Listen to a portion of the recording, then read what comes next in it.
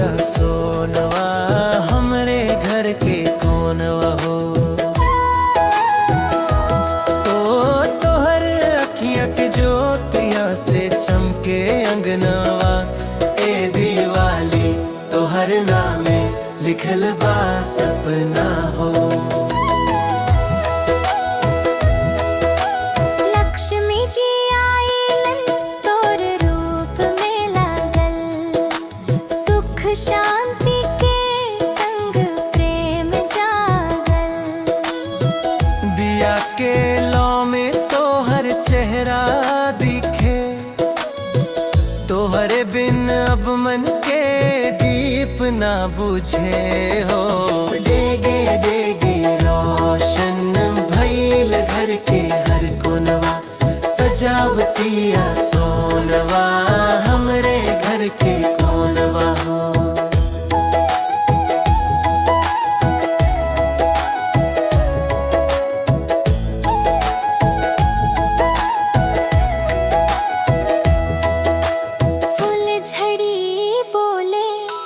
हमरो नाम लेला, दिया कहे संगे सदा खेला।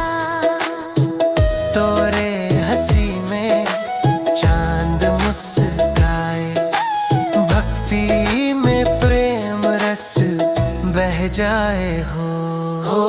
तोहर अखियाँ के ज्योतिया से चमके अंगनवा, ए दिवाली तोहर नामे लिखल बा सपना हो।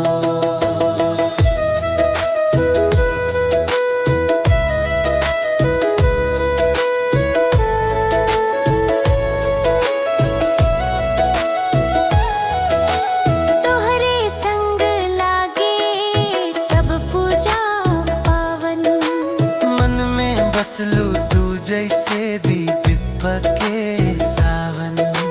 तोहर छुअन से महके हवा के हर लहरिया, नाम तोहर लिखल चंदवा पे सहरिया हो। डेगे डेगे रोशन भइल घर के हर कोनवा, सजावतिया सोनवा हमरे घर के कोनवा हो। तोहर अखियाँ के ज्योतिया से चमके अंगनवा, ए दिवाली तोहर नामे लिखल बा सपना।